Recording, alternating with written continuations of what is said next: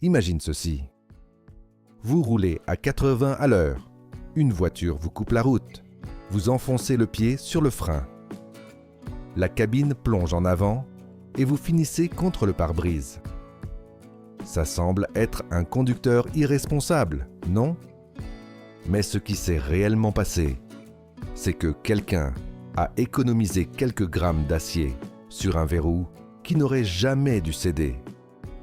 Aujourd'hui, je vous raconte comment 7 camions ont quitté l'usine transformés en armes et lequel d'entre eux a tué le plus de gens. Poste 7, Ford Cargo. Le Ford Cargo à cabine avancée était un concept brillant. Pour améliorer la répartition du poids et la maniabilité en ville, toute la cabine bascule vers l'avant sur un verrou mécanique. Accès au moteur en quelques secondes, disait-il. Mais Ford a décidé que ce verrou n'avait pas besoin d'être robuste. Quelques grammes de moins d'acier et les coûts de production étaient réduits. Maintenant, imagine ceci. Tu roules à 80 à l'heure sur la route. Une voiture te coupe et ton pied s'enfonce sur le frein. L'inertie de la cabine, multipliée par l'impact contre ce verrou fragile, casse le métal comme du carton. La cabine s'effondre vers l'avant avec le camion encore en mouvement et le conducteur finit projeté contre le pare-brise. Quelques grammes d'acier. Le prix, une vie. Le pire, c'est que le concept COE n'a jamais été le problème. C'était une bonne idée. Le problème était l'endroit où ils ont décidé d'économiser. Position 6, FN M180. Le FNM 180 était un classique des routes brésiliennes, mécanique d'origine Alfa Romeo. Cela en dit déjà long. Le moteur avait un rugissement que les conducteurs les plus chevronnés se rappellent encore, entre grognement et symphonie. Et il avait un surnom inoubliable, casse-doigts. Quiconque tenait le volant avec les pouces à l'intérieur du cerceau finissait par les perdre. Pourquoi? Le système de direction était 100% mécanique et direct. Pas d'hydraulique, pas d'assistance. Si le pneu avant heurtait un nid de poule, toute la force remontait la colonne de direction et le volant tournait avec une violence capable de fracturer des os instantanément. Mais ce n'était pas le pire. Le véritable tueur se trouvait dans les freins. Le compresseur d'air était d'une lenteur extrême.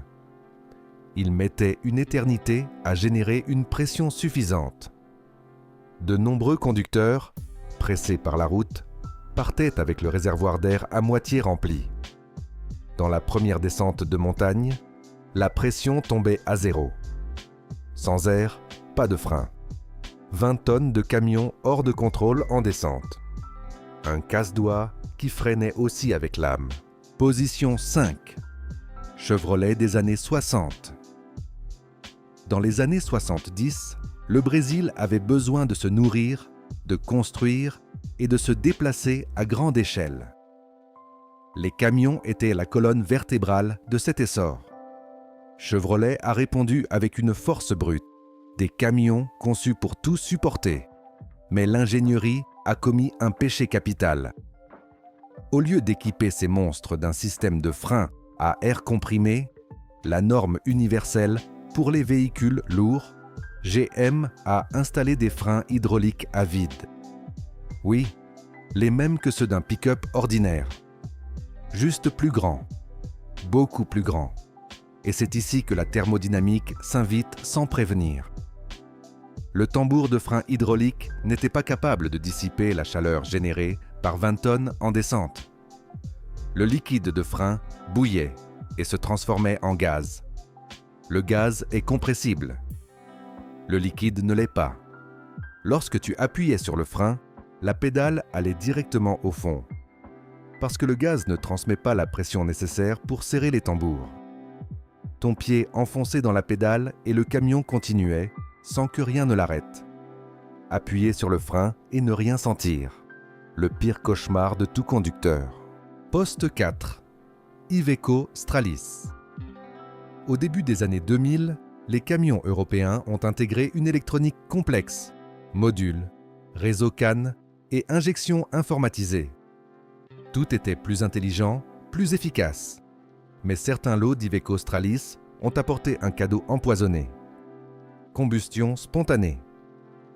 Le camion prenait feu tout seul, sur l'autoroute, sans collision ni explication apparente. Le problème ne venait pas du moteur. Il était dans l'architecture électrique. Le faisceau principal de câbles, transportant des courants de haute intensité, était trop près de l'échappement et du filtre à particules diesel. Lors de la régénération du DPF, ces deux composants fonctionnaient à plus de 600 degrés. Cette chaleur rayonnante faisait fondre lentement l'isolation des câbles au fil des mois. Invisible, silencieux, progressif, jusqu'à ce qu'un jour, les câbles exposés fassent court-circuit contre le châssis, près des lignes de carburant et des résidus d'huile. Résultat, un camion transformé en torche en quelques secondes, sans que personne ne puisse expliquer pourquoi. La modernité qui devait apporter la sécurité a fini par créer le danger le plus imprévisible de tous. Poste 3. Dodge D900. Le Dodge D900 était imposant. Moteur V8, puissant, robuste. Chrysler avait misé gros pour dominer le marché des camions lourds. Ce que personne ne savait, c'est que les barres de direction et les terminaux étaient fabriqués avec un acier qui ne supportait pas la fatigue du couple sur des terrains irréguliers. Tu pouvais faire tout l'entretien préventif, graisser les boulons, vérifier chaque pièce. Et pourtant, soudain, la barre se cassait, sans avertissement, sans signe. L'acier subissait des micro-fissures internes invisibles à l'œil nu. Il accumulait de la fatigue, jusqu'à ce qu'un jour, il se rompe tout simplement. Quand cela arrivait, le camion devenait aveugle. Le volant tournait sans résistance entre les mains du conducteur et les roues avant prenaient de vie. 40 tonnes d'acier sans direction, se déplaçant généralement vers le bas-côté ou envahissant la voie opposée. Une roulette russe à chaque virage. Et le plus cruel, il n'y avait aucun moyen de savoir quand cela arriverait. Le camion pouvait être parfait à l'atelier et te tuer dans le virage suivant. Poste 2. Scania LK 140. Le Scania LK 140 fut le camion qui déclencha la fièvre des moteurs V8 au Brésil. 350 chevaux, un couple colossal et un rugissement inégalable. On l'entendait de loin et il était toujours respecté. Ce moteur accélérait comme un train à grande vitesse. Mais il y avait un problème qu'aucune puissance ne pouvait résoudre. Son centre de gravité était tout là-haut, presque dans les nuages. La combinaison était mortelle, cabine haute, empattement court et un moteur qui poussait comme une fusée. Sur sol sec, tout allait bien.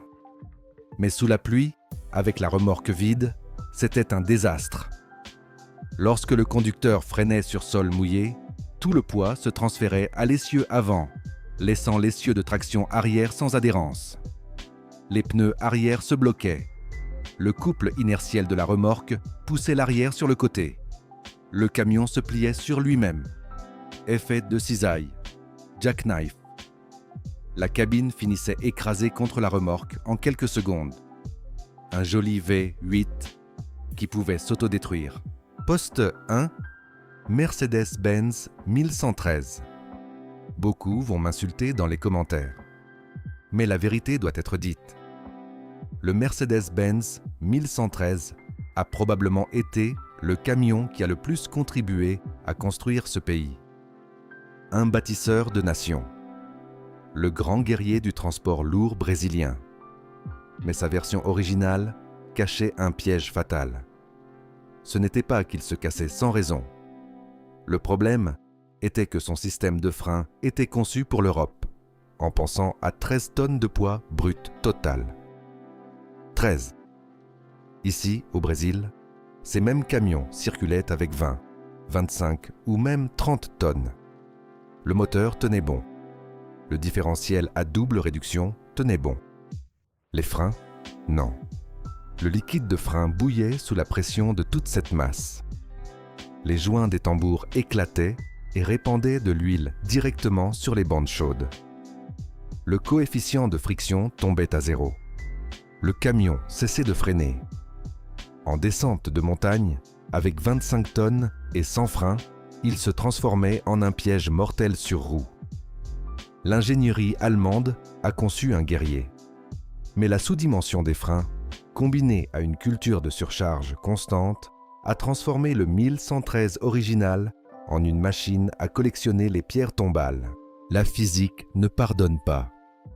Ce que tous ces camions ont en commun, ce n'est ni l'année ni la marque.